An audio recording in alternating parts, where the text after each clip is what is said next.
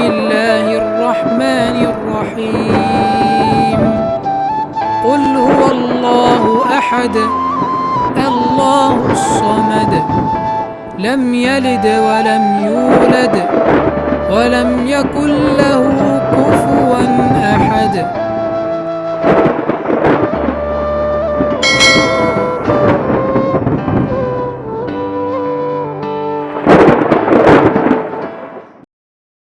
Kitab niki hadiah nggih jenengan buta mawon. Mungkin seumur-umur maca nggih niki wonten acara nggih terus. Nggih ora kok terus sampai mati nggih mboten nggih mesti mati nggih kapan-kapan nggih mati nggih biasa. Jelas niki tajdidun niat bahwa pertemanan kula jenengan niku kabeh napa fillah. Insyaallah nak pertemanan niki fillah njing ben jenengan diberi satu mimbar yang semuanya serba nur. Itu gini ku tiang-tiang sing kekancan krana napa Allah. Mun ajenengan ngandel kula, kekancan krana Allah iku mboten kudu sedekah teng kula, hormat kula mboten. Misale sing seneng sedekah nggih angsal, sing mboten seneng nggih angsal nak pertimbangane Islam. Misale timbang dhuwit tak kena Gus Pak wis sugih tak kena bojoku wae sing melarat. Itu nggih Islami, paham nggih? Paham nggih? Niku nggih napa? Islami. Sementing aja krana medhit, dhuwit tak kena Gus Pak iman, tak kena bojo iman, tak kena anak iman, tak kena mbah iman. Itu bodoh nah niku mun keliru banget. Ini penting kalau aturaken kalau akhir-akhir ini sering nopo guys, sering ngipi, sering pancen susah. Kulo nganti saat ini susah kulo teng dunya ku sitok nggih. Maksiat itu menciptakan ekonomi. Jadi kulo niku seneng ibadah teng dunya namung haji. Mboten seneng haji, seneng sistem ibadah haji. Niki logikanya gini nggih. Misalnya ada doli sebelum ditutup. Kalau ada komplek prostitusi itu artinya kan transaksi seksnya juga bayar. Nanti di seputar situ ono bakul mie. Mungkin taksi malam-malam yang nganterkan hidung belang. Nanti mungkin seputar situ juga laris. Macam-macam. Makanya itu yang diwawancarai di Keramat Tungkak dulu di Jakarta itu lucu. Ada bakul mie itu orangnya soleh. Dia ya tidak pernah zina, ya tidak pernah apa-apa. Tapi dia bakul mie seputar situ. Ketika ditutup ditanya, kamu susah ya? Susah sekarang sepi. Itu kan lucu. Jadi jangan kira Anda yang tidak berzina itu terus tidak memberi kontribusi. Mungkin kita supir taksi atau supir becak, paham ya? Mungkin kita punya warung seputar situ yang larisi ya orang-orang yang mau ke situ. Jadi sing iso nandingi niku namung haji. Haji itu satu-satunya ibadah sing iso nandingi gemerlap ibadah maksiat. Orang datang ke Las Vegas itu hanya berapa? Yang datang ke Hollywood hanya berapa? Tapi kalau yang datang di haji itu melibatkan ada hotel, ada catering, uangnya triliunan. Yang dikorupsi di Indonesia saja apa? Triliun. Artinya satu ibadah yang ibadah tapi nyiptakan apa? Ekonomi. Selama ini ekonomi itu masih kalah dengan maksiat. Ayo penjualan tasbih, kondom kathah pundi. Yang bisa nandingi itu hanya apa? Haji. Bahkan saya diceritani teman-teman itu yang hidup, yang sekolah di Italia itu. Vatikan itu paling susah itu mikir haji karena kota suci Roma itu tidak serame apa Ka'bah.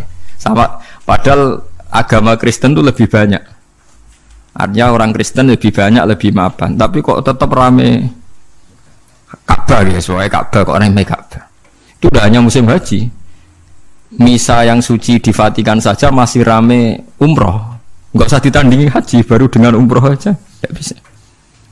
Bahkan penerbang-penerbang dari Inggris dari mana-mana itu nggak bisa membayangkan kalau di dunia ini tidak musim haji, karena surplusnya para pebisnis pesawat itu ya pas musim haji.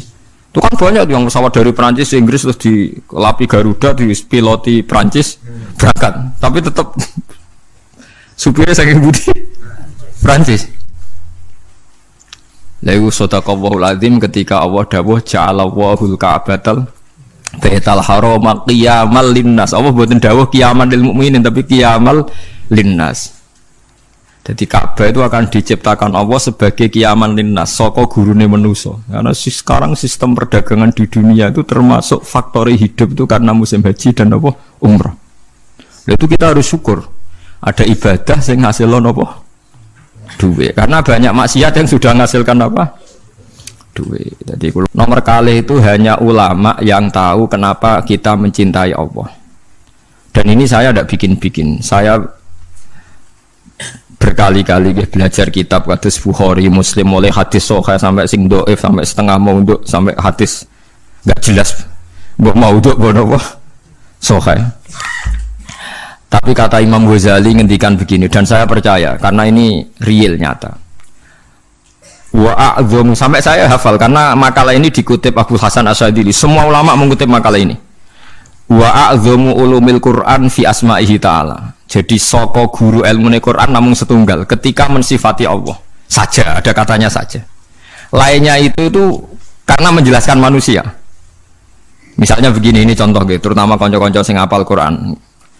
Misalnya Allah hanya dawuh datar gitu. Wa huwal ladzi yuhyi wa yumit. Wa huwa Allah wa alladzi dzat yuhyi kang maringi urip sapa Allah, wa yumitu lan maringi mati sapa Allah. Wa huwal ladzi yuhyi wa yumit. Itu kalau orang-orang alim yang baca itu nangis. Nangisnya begini. Ketika sudah ada manusia begini, ada Mustafa, ono Ruhin, ono manusia-manusia ngeten iki. Terus kita akan bilang, manusia iku iso urip nak nganggo jantung, nganggo paru-paru. Manusia iku iso urip nak uteke gak remek, gak diklindes truk. Nak jantungnya oke, itu benar. Karena sudah kadung jadi begini. Tapi ini ilmu yang ditopang adat karena manusia ya sudah begini maka hidupnya butuh jantung, butuh paru-paru. Tapi itu ilmu kesekian. Hakikate iku ra ilmu, iku hakikate ra ilmu. Yang kita lihat manusia urip iku butuh jantung, butuh paru-paru. Itu udah ilmu. Itu yang kita ketahui. Paham ya? Tapi nak hakikate ilmu ini namung setunggal. Allahu la ilaha illa huwal hayyul qayyum. Ya Allah iku sing dadi ilmu. Artinya ngene, ketika Allah gawe manusa saka pasir, ora ana jantunge, ora ana paru-parune, ora ana unsur kehidupane. Pertama manusia diciptakan dari apa? Tanah kan? Tanah itu tidak ada jantungnya, tidak ada paru-parunya, tidak ada unsur kehidupannya. Tapi Allah bisa, wa huwal ladzi yuhyi, karena Allah memang bisa menghidupkan. Nah, pentingnya ilmu ini penting nanti setelah kita mati jadi tanah. Kita tidak pernah janggal bagaimana Allah cara menghidupkan, karena kita mensifati Allah bisa menghidupkan zaman kita berupa tanah. Maka Allah akan mudah lagi setelah kita jadi tanah, Allah ya akan mampu menghidupkan lagi. Lah kita ini dididik orang kafir atau orang sekuler untuk percaya paru-paru jantung, terus percayane kenemen rendah. Sesuai orang Islam diam-diam ya melok mamang pisan. Mosok wis mati suwi-suwi tangin neh carane piye lha iku musibah. Napa musibah? Lah saya itu berkenalan dengan jenengan hanya punya kepentingan itu supaya iman-iman yang faktor Allah itu hidup lagi. Yang benar-benar ilmu nggih wa huwal ladzi yuhyi wa yumiit. Paham sing maksudnya? Lah itu pentingnya kenal ulama. Lah kalau kamu begitu berarti benar-benar mencintai Allah karena Allah kamu zat yang super, yang luar biasa. Quran ilmu tertinggi itu ketika hanya nyifati Allah, kata wa huwal ladzi yuhyi wa yumiit. Allah bisa menghidupkan tanpa syarat. Wa yumiit ya tanpa syarat. Jadi ya begitu. Misalnya begini bedanya ya. Saya bisa hidup kan karena makan, karena minum. Tapi orang Islam disuruh yakin ada makhluk Allah di sana yang kita tidak tahu, namanya malaikat. Itu hidupnya jutaan tahun tanpa makan, tanpa minum. Itu kalau ulama langsung tahu, kita dengan malaikat tidak ada bedanya. Artinya kalau Allah bikin Jibril butuh makan ya bisa. Kita dijadikan kayak malaikat tanpa makan, ya bisa. Karena ujung-ujungnya keputusan tertinggi, malaikat rah butuh mangan, ngono iku ya ora krana saktine malaikat, tapi krana kersane Allah. Kita digawe lemah ngene iki ya ora krana kita lemah ya mergo kersane Allah. Itu disebut napa wa huwal ladzi yuhyi wa yumiit. Pada akhirnya sing diridani Allah itu nanti hanya orang yang saling mencintai karena napa Allah. Karena ini yang menciptakan agama, kata beliau, karena ini yang menciptakan apa? Agama. Terus Said Jabi itu nyontohkan orang Islam yang paling fasik hukumnya gimana, ini juga ikut menciptakan agama. Itu zaman Sidina Umar ngendikan apa orang fasik Islam dapat saham ghanimah, jawab Umar dapat karena memperbanyak kuantitas. Lah itu ya al-mutahabbina napa? Fillah. Coba yang mentabukan Tuhan Yesus itu siapa? Wong Islam sak donya mergo darani pangeran namung Allah Subhanahu wa taala. Artinya dekne duwe ketakwaan yiku nyingkir liyane Allah kemungkinan menjadi Tuhan. Dia tetap ikut sebagai duta kita menafikan selain Allah kemungkinan jadi Tuhan. Soal dekne zina, maksiat, maling yiku maksiat ngono ae, tapi tetap dekne membunuh orang mlakune teori non apa Islam. Lagi sama saya hitung secara ekonomi, muga kowe dadi pangeran. Kowe mari ora roh nek Allah ngitung permiskolan apa? Cara saya hitung cara model dagang. sak Bantul lah misalnya contoh sak Bantul iku Islam kabeh, gak salat kabeh. Sing salat iku mau 10%. Berarti butuh masjid misalnya 100. Tapi berhubung Islam kabeh gak butuh gereja blas. Berarti kan gak ada sistem bisnis yang karena faktor nopo gereja. Atau patung Yesus ora payu, gereja ora payu, mergo Islam kabeh. Artinya sebab gak ono gereja itu sebabnya apa? Sebab pokoknya Islam soleh asal Islam. Berarti kita berdei. Sebabnya ono gereja itu asal Islam apa kudu Islam soleh? Asal Islam. Berarti asal Islam itu wis iso gusur kemungkinan ono tempat kemusyrikan. Wis sekali-kali ngregani wong ora soleh kancamu ya kowe dhewe ada udah sawangane ora siap aku ngelem ora soleh. Olehmu sombong lho, padha ora soleh wae kok ono ngelem ora soleh. Artinya memberi kontribusi kan betul. Memberi kontribusi keantian kepada kemusyrikan. Paham ya maksudnya? Dan berjumlah itu berlipat-lipat tiap ono wong Islam berarti ngurangi populasi nopo kemusyrikan. Bariku kowe dhe anak senajan ora salat. Pokoke pangeran Allah, pangeran liyane Allah gak masuk akal. Akhire anak yo muni Allah ya ora paham. Pokoke pangerane Allah. Wah kata, mulane sing diarani iman kuwi ya mau syahadatu alla ilaha illallah wa anna muhammadar rasulullah sing diarani. Lah, sing diarani Islam lah iku ana butuh salat barang. Lah saiki wong ku bodho masal, mangsane iman mbek Islam ku dadi sita. Wong ora salat iku ijek iman ta wis ora iman. Ijek iman. Nah, sing aran hikam kuwatire. Kalau Anda benci sama orang-orang Islam sing nakal, orang Islam yang nakal ini punya kontribusi mentabukan kemusyrikan.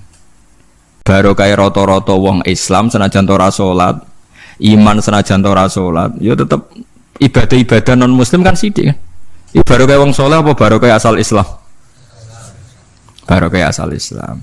Soal mereka ndak salat, soal mereka ndak bener ya kita bina, tapi aja mbok anggap terus mereka kafir. Piye wae mereka itu menyumbang penghapusan simbol-simbol kekafiran. Seperti tempat-tempat maksiat dulu di Doli, di Keramat Tungkak ditutup, yang protes tidak hanya lonte-lontenya, tapi pedagang mie protes, taksi seputar juga protes, tukang ojek protes. Padahal mereka orang-orang soleh. Artinya tidak terlibat begitu.